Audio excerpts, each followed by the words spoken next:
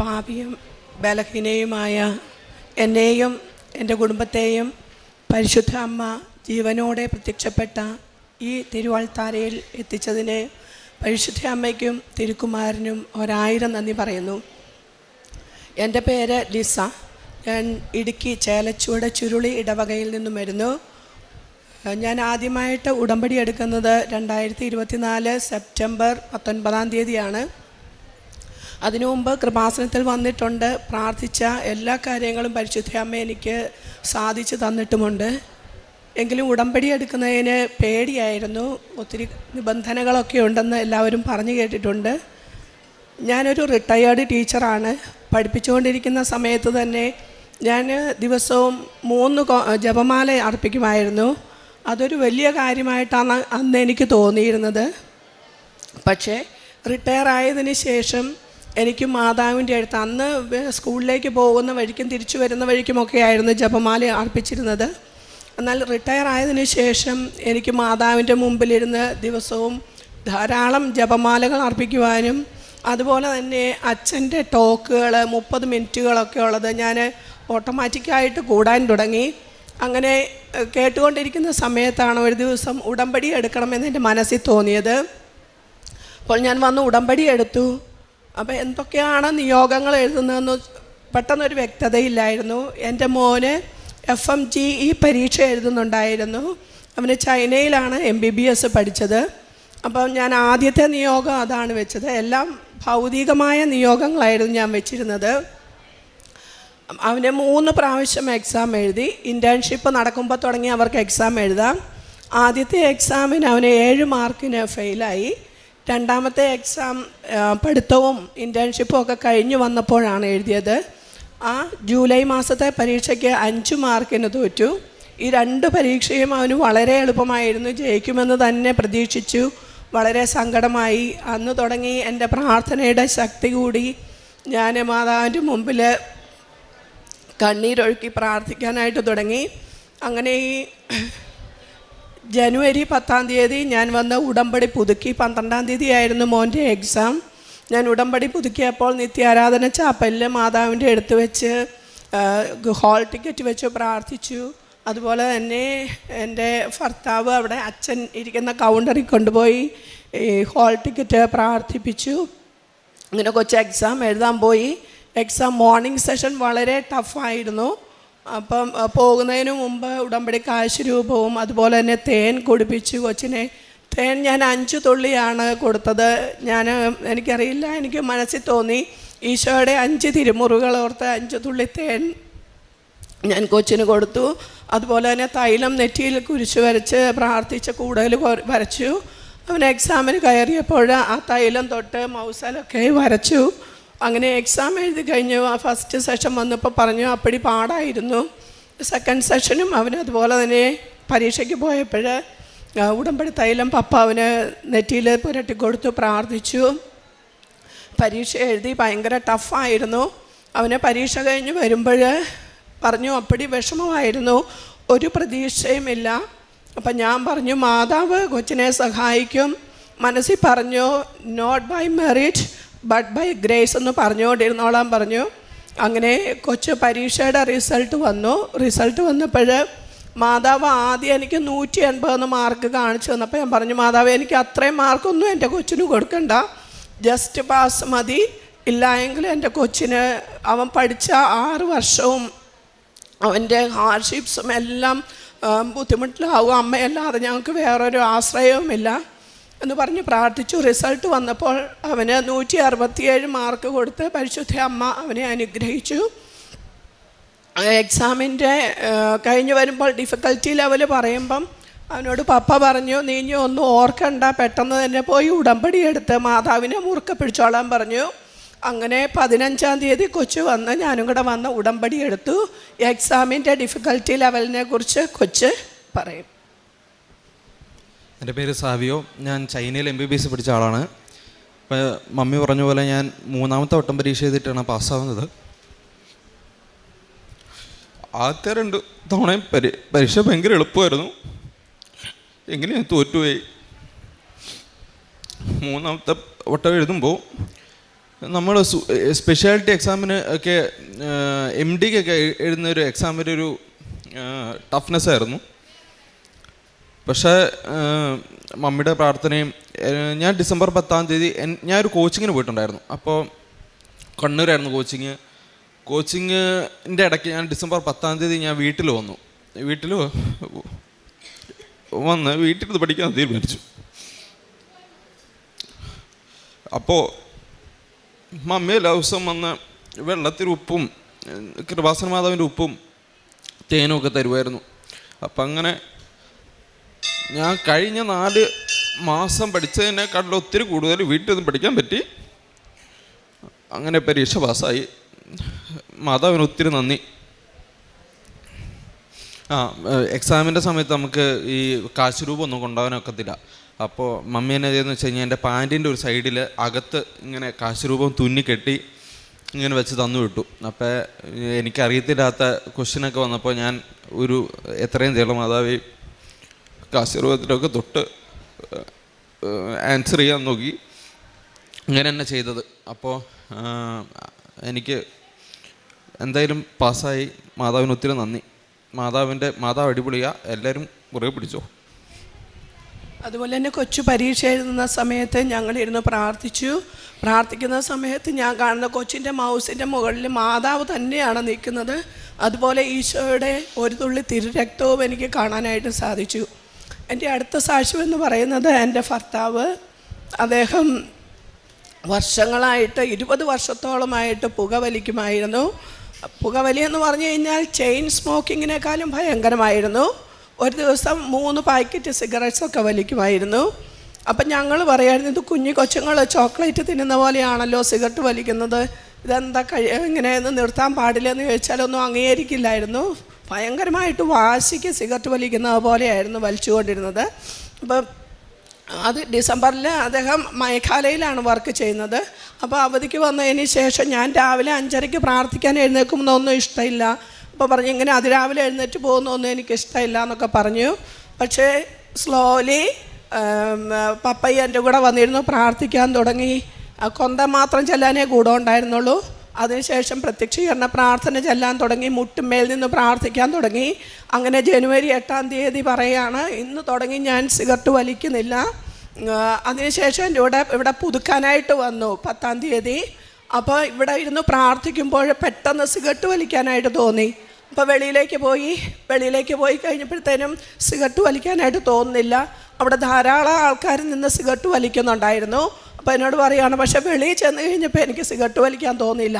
അപ്പം ഞാൻ പറഞ്ഞു, മാതാവ് കാണിച്ചു തന്നതാണ്, ഇനി ഒരിക്കലും ഈ പുകവലിക്ക് നിങ്ങൾ അഡിക്റ്റ് ആവില്ല എന്ന് മാതാവ് കാണിച്ചു തന്നാന്ന് പറഞ്ഞു. അത് വലിയ ഒരു അനുഗ്രഹമാണ് ഞങ്ങളുടെ കുടുംബത്തിന് നൽകിയത്. എല്ലാവർക്കും അറിയാം, 3 പാക്കറ്റ്സ് സിഗരറ്റ്സ് എന്ന് പറയുമ്പോൾ വലിയൊരു എമൗണ്ട് തന്നെയാണ് ഓരോ ദിവസവും കത്തിച്ച് കളഞ്ഞുകൊണ്ടിരുന്നത്. പിന്നെ എന്ന് പറഞ്ഞാൽ എനിക്ക് 26 വർഷമായിട്ട് യൂറിനറി ഇൻഫെക്ഷൻ ഉണ്ടായിരുന്നു. എൻ്റെ മൂത്ത മോളെ പ്രഗ്നൻ്റ് ആയ സമയത്താണ് എനിക്ക് യൂറിനറി ഇൻഫെക്ഷൻ ഉണ്ടാകുന്നത്. അപ്പം മരുന്ന് വാങ്ങിക്കും. അതിനുശേഷം എനിക്ക് യൂറിനറി ഇൻഫെക്ഷനായിട്ട് ഞാൻ ഹോസ്പിറ്റലിൽ പല പ്രാവശ്യം അഡ്മിറ്റ് ആയിട്ടുണ്ട്. അപ്പോഴെല്ലാം എനിക്ക് ഇത് കൾച്ചർ ചെയ്യണം, കാരണം എനിക്ക് പല ആൻറ്റിബയോട്ടിക്സും എനിക്ക് റെസിസ്റ്റൻ്റായി. അവസാനം ഞാൻ ഉടമ്പടി എടുത്തതിന് ശേഷം രാവിലെയും വൈകിട്ടും ഞാൻ അമ്മയോട് പറഞ്ഞു, അമ്മേ ഞാനിത് ആൻറ്റിബയോട്ടിക് പോലെ ഞാൻ രാവിലെയും വൈകിട്ടും കഴിക്കുകയാണ്, അമ്മ എന്നെ സുഖപ്പെടുത്തണം. ഇതുപോലെ തന്നെ യൂറിൻ പാസ് ചെയ്യുമ്പോൾ എനിക്ക് ഭയങ്കര വേദനയായിരുന്നു. ഞാൻ കരഞ്ഞുകൊണ്ടായിരുന്നു വാഷ്റൂമിലൊക്കെ ഇരുന്നിരുന്നത്. അപ്പോഴും ഞാൻ മാതാവിനെ വിളിച്ച് പ്രാർത്ഥിക്കുമായിരുന്നു. ഞാൻ ഇന്നലെയാണ് ശ്രദ്ധിക്കുന്നത്, ഉടമ്പടി വന്ന് പുതുക്കിയതിന് ശേഷം എൻ്റെ യൂറിൻ ക്ലിയറായി. എനിക്ക് യൂറിൻ പാസ് ചെയ്യുമ്പോൾ ശകലം പോലും വേദന അനുഭവപ്പെടുന്നില്ല. അമ്മ മാതാവ് തന്ന വലിയ കാരുണ്യത്തിന് 1000 നന്ദി. അതുപോലെ അടുത്ത സാക്ഷി എന്ന് പറയുന്നത്, എനിക്ക് അമ്മ മാതാവിൻ്റെ സുഗന്ധാഭിഷേകം ഉണ്ടായി. അത് ഞാൻ ഉടമ്പടി എടുത്ത് 1 മാസം ആകുന്നതിന് മുമ്പ് എനിക്ക് ഓസ്ട്രേലിയയ്ക്ക് എൻ്റെ ഇളയ മകൻ പഠിക്കുന്നിടത്തേക്ക് പോകേണ്ടി വന്ന അവന് അസുഖമായത് മൂലം. അപ്പോൾ എനിക്ക് അപ്പോഴും സങ്കടമായിരുന്നു. ഞാൻ എന്ത് ചെയ്യും, എനിക്കൊന്നും ചെയ്യാൻ പറ്റില്ലല്ലോ, അവിടെ പ്രേക്ഷിത പ്രവർത്തനം ഒന്നും പറ്റില്ല. എല്ലാ ദിവസവും ഞാൻ ധാരാളം ജപമാലകൾ ചൊല്ലി, അതുപോലെ സാക്ഷ്യങ്ങൾ ധാരാളം കേട്ടു. ഒരെണ്ണം പോലും വിടാതെ എല്ലാ സാക്ഷ്യങ്ങളും കേട്ടു. ധാരാളം ആൾക്കാർക്ക് ഷെയർ ചെയ്തു. അങ്ങനെ ഒരു ദിവസം ഞാൻ സാക്ഷ്യം കേട്ടുകൊണ്ടിരിക്കുമ്പോൾ എനിക്ക് പെട്ടെന്ന് നല്ല സുഗന്ധം അനുഭവപ്പെട്ടു. അപ്പോൾ അവിടെ എന്ന് പറഞ്ഞാൽ ഒരു യൂണിറ്റാണ്, കിച്ചണ്, ഡൈനിങ്, അതെല്ലാം കൂടെ ഒറ്റൊരു വലിയ മുറിയാണ്. അപ്പം ഞാൻ എല്ലായിടത്തും ഓടി നടന്ന് നോക്കി ഇത് എവിടെ നിന്നാണ് മണം വരുന്നതെന്ന്. പക്ഷേ എല്ലാ ജനലുകളും കതകുകളൊക്കെ അടച്ചിട്ടിരിക്കുകയായിരുന്നു. അപ്പോൾ എനിക്ക് മനസ്സിലായി ഇത് മാതാവിൻ്റെ സുഗന്ധാഭിഷേകമാണെന്ന്. അന്ന് തുടങ്ങി എനിക്ക് 37-38 വയസ്സ് തുടങ്ങി ഞാൻ മുട്ടിന്മേൽ നിന്നിട്ടില്ല, മുട്ടിന് വേദന കാരണം. അന്ന് തുടങ്ങി എനിക്ക് കുടുംബ പ്രാർത്ഥന മുഴുവനും മുട്ടേ നിന്ന് പ്രാർത്ഥിക്കാനുള്ള കൃപ അമ്മ മാതാവ് തന്നു. അതുപോലെ തന്നെ എൻ്റെ കൊച്ചിന് അസുഖമായിട്ടായിരുന്നു ഞാൻ ഓസ്ട്രേലിയയിൽ പോയത്. ഞാൻ അവിടെ ചെന്ന് കഴിഞ്ഞപ്പോൾ അവൻ എല്ലാ ദിവസവും വയറുവേദനയായിരുന്നു. വയറിൽ മാതാവിൻ്റെ തൈലം പുരട്ടി പ്രാർത്ഥിച്ചു, ചങ്കില പുരട്ടി പ്രാർത്ഥിച്ചു. ഇപ്പം എൻ്റെ കൊച്ചിന് യാതൊരു വയറുവേദനയും ഇല്ല. അവൻ നല്ല സുഖമായിട്ട് അവൻ്റെ പഠനവും അതുപോലെ പാർട്ട് ടൈം ജോലിയുമായിട്ട് പോകുന്നു. അമ്മ മാതാവ് ഞങ്ങളുടെ കുടുംബത്തിന് ചെയ്തു തന്ന എല്ലാ അനുഗ്രഹങ്ങൾക്കും 1000 നന്ദി പറയുന്നു. എൻ്റെ ആത്മീയ ജീവിതത്തിൽ ധാരാളം ഉയർച്ച എനിക്കുണ്ടായി. അച്ഛൻ എന്നാലും ഞാനിപ്പോഴും വിചാരിക്കുന്ന, അച്ഛൻ പറയാറുണ്ട് 4ാം ക്ലാസ്സാണ് എന്നാണ് ഞാനിപ്പോഴും വിചാരിക്കുന്നത്. എനിക്ക് ഒത്തിരി ജപമാലകൾ ചെല്ലാനും സാക്ഷ്യം കേൾക്കാനും മറ്റുള്ളവരെ കേൾക്കാനുമായിട്ടുള്ള അനുഗ്രഹം അമ്മ മാതാവ് തന്നു. അതുപോലെ തന്നെ കാരുണ്യ പ്രവർത്തികൾ ചെയ്യാൻ, പത്രം വിതരണം ചെയ്യാനായിട്ട് എൻ്റെ ഭർത്താവാണ് ഞങ്ങളെ കഴിഞ്ഞ ദിവസം ഞങ്ങൾ 1.5 മണിക്കൂർ യാത്ര ചെയ്ത് കൊച്ചിൻ്റെ ഉടമ്പടി പത്രം, കൃപാസന പത്രം ഉണ്ടായിരുന്നു, എൻ്റെ ഉടമ്പടി പുതുക്കിയപ്പോഴത്തെ പത്രം ഉണ്ടായിരുന്നു. എല്ലായിടത്തും പോയി ഞങ്ങൾ 1.5 മണിക്കൂർ യാത്ര ചെയ്ത് എല്ലാവർക്കും പത്രം കൊടുത്തു. കാരുണ്യ പ്രവർത്തികൾ ഞങ്ങളെ കൊണ്ടാകുന്നത് പോലെയൊക്കെ ചെയ്യുന്നുണ്ട് അമ്മ. അതുപോലെ തന്നെ ഒരു കാര്യം ഞാൻ പറയാനുള്ളത്, ഞാൻ ഉടമ്പടി എടുത്തപ്പോൾ ആ 90 ദിവസവും നോയമ്പെടുത്താണ് ഞാൻ പ്രാർത്ഥിച്ചത്. ഓസ്ട്രേലിയയിലാകുമ്പോൾ ഒത്തിരി നോൺ വെജ് കഴിക്കാനുള്ള സാധ്യതകളൊക്കെ ഉണ്ടായിരുന്നു. എന്നാലും ഞാൻ മാതാവിനോട് പ്രാർത്ഥിച്ച് നോയമ്പെടുത്ത് എൻ്റെ കുഞ്ഞുങ്ങൾക്ക് വേണ്ടി പ്രാർത്ഥിച്ചു. അമ്മ മാതാവ് ഞങ്ങളുടെ കുടുംബത്തിന് നൽകിയ വലിയ വലിയ അനുഗ്രഹങ്ങൾക്ക് എത്ര നന്ദി പറഞ്ഞാലും മതിയാവില്ല. യേശുവേ നന്ദി, യേശുവേ സ്തോത്രം. യെശയ്യാ പ്രവാചകൻ്റെ പുസ്തകം 60:19 തിരുവചനം അരുളി ചെയ്യുന്നു: പകൽ സൂര്യനായിരിക്കുകയില്ല, ഇനി നിനക്ക് പ്രകാശം തരിക.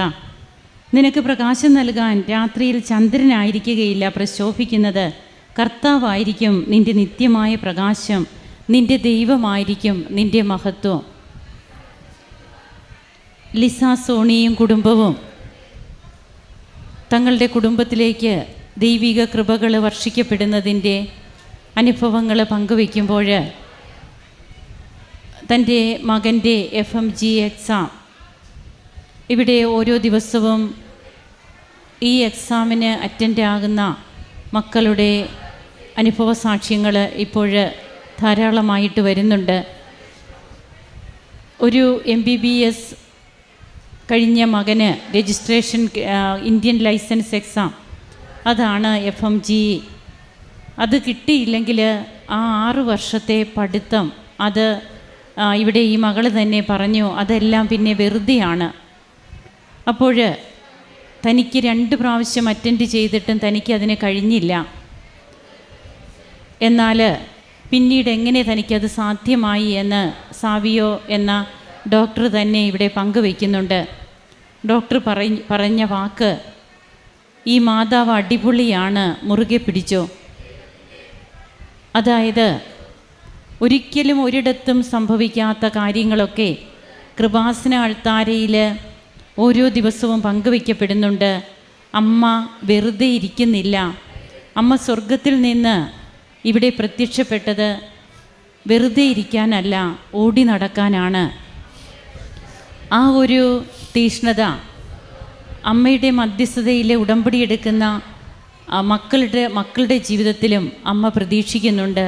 തൻ്റെ മകന് വേണ്ടി ഓടി നടക്കുക, തൻ്റെ മകൻ്റെ കാര്യം എല്ലാവരോടും പങ്കുവയ്ക്കുക. ആ തിരുക്കുമാരൻ്റെ സാക്ഷികളായിട്ട് ജീവിക്കുമ്പോൾ അവിടെ അമ്മ പിന്നീട് ഏത് ഫയലും അമ്മ ഓപ്പണാക്കും. അടഞ്ഞു കിടക്കുന്ന വാതിലുകളൊക്കെ അമ്മ തുറക്കും.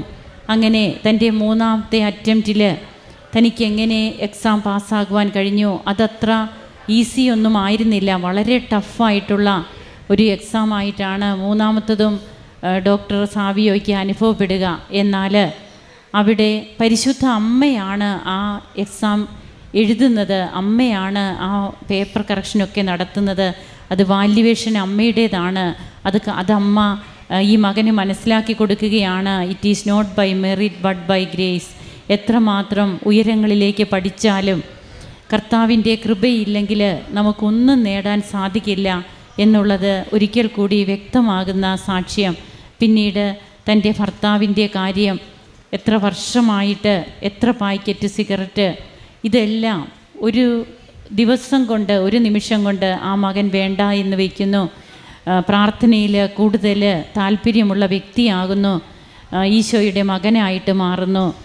നമ്മൾ ആരും ക്രിസ്ത്യാനികളല്ലാഞ്ഞിട്ടല്ല, വർഷങ്ങളായിട്ട് നാം കുർബാനയ്ക്ക് പോകുന്നുണ്ട്, കുമ്പസാരം ഇതൊക്കെ നമുക്കുള്ളവരാണ്. എന്തോരം ധ്യാനങ്ങളിലൊക്കെ ചിലപ്പോൾ നാം പങ്കെടുത്തിട്ടുണ്ട്.